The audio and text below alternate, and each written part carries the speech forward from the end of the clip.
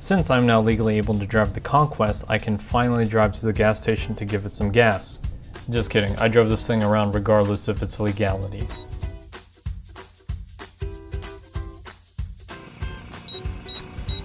Well, since I'm out, I guess I'll pick up some things from O'Reilly's. You know, the sad part is that in this shot, it actually took me a long time to get this wiper off. Shit's no joke, man. Is it me, or do a lot of people think that blind spot mirrors are lame? I don't think so. In fact, all my cars have them. They're pretty f***ing awesome and saved my ass countless of times.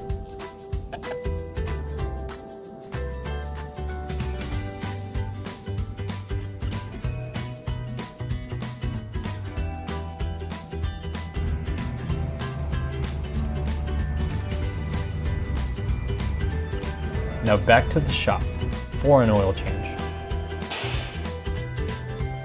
Surprisingly, the oil looks pretty good for a car that's been sitting for years. Regardless, I'm still gonna change it.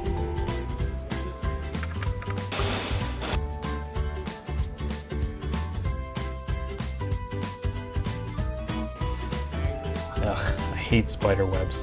I seem to get a lot of them when I deal with cars. Okay. Thankfully, they're brown widows, not black widows. Brown widows are the cousins of black widows. Very common in Hawaii. Less deadly.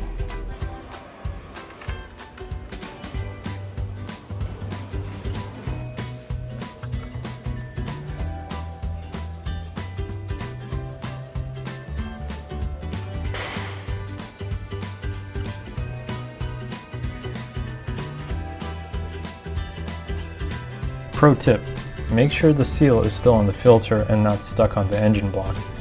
Having double seals on the oil filter is not fun at all. And clean the mating surface as well. To lube the seal or not lube the seal. Some people say yes, some people say no. It doesn't hurt, so I do it. So long as you use new oil, it shouldn't really matter.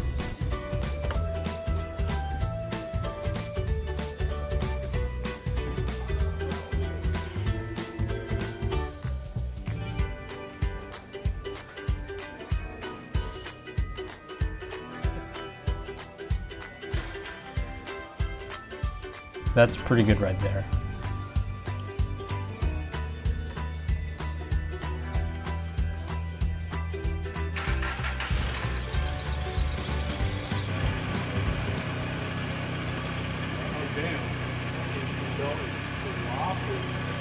Oh, shit. Yeah, you're right.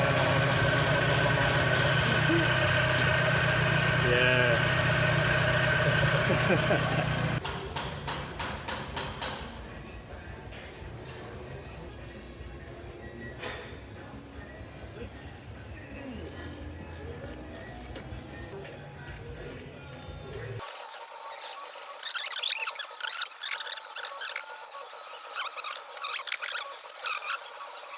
What was the rule of thumb? Like you can...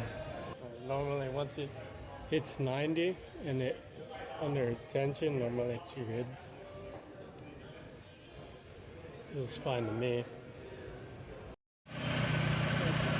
Honestly, what I should have done was change out the belts. Now where was I? Yeah, that's right. Don't assume. Always check it after a few minutes of idling and revving. You'd be surprised how much the oil levels drop after you run the motor for a while.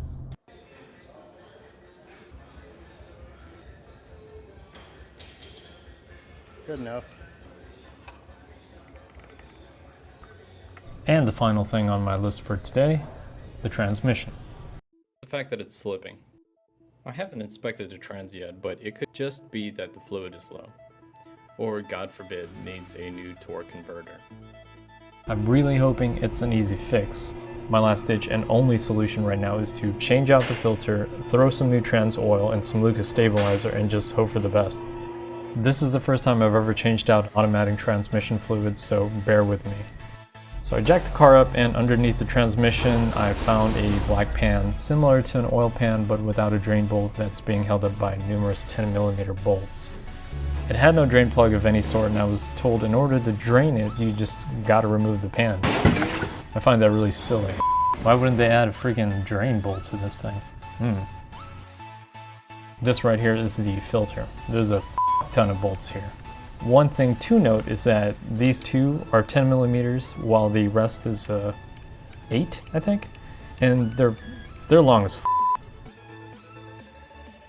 Just be careful when you get that off. There might be some fluid still behind it, huh? Probably. Oh god, oh god. See, was I right? Was I right?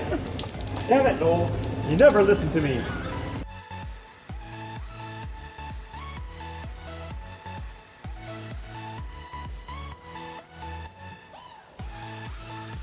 Here's the trans oil pan.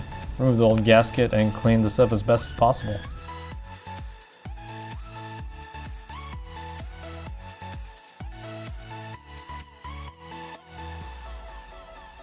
I bought this kit from O'Reilly's for fairly cheap. I think $30 maybe. Probably less. I don't remember. It comes with a trans filter and an oil pan gasket.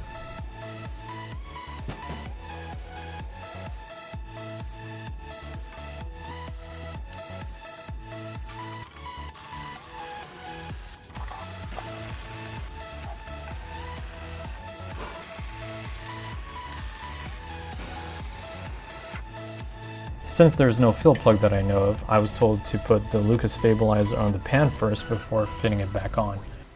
The stabilizer itself is super thick and would take forever to feed it through the dipstick line, which I had planned on using to fill the translator.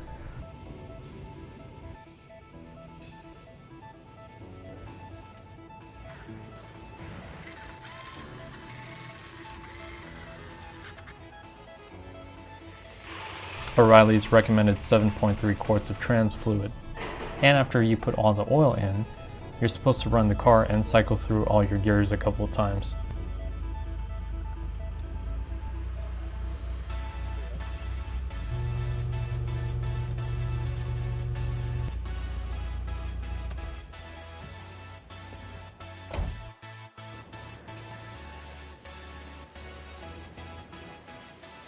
Fucking Christ, O'Reilly's. I swear to God, I don't know why I bother listening to them sometimes when I have real mechanics around. So they told me 7.3 quarts, right? And they're not wrong.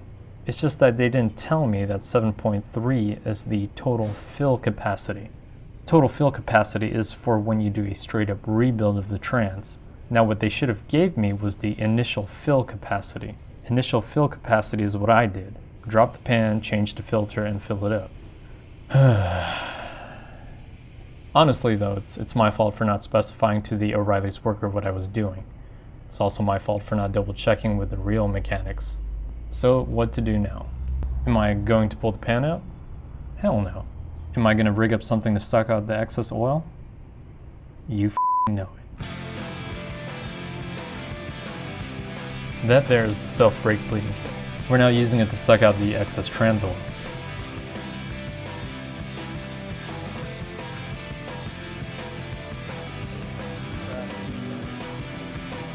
Well, at least there's no metal shards in there, so that's a good sign.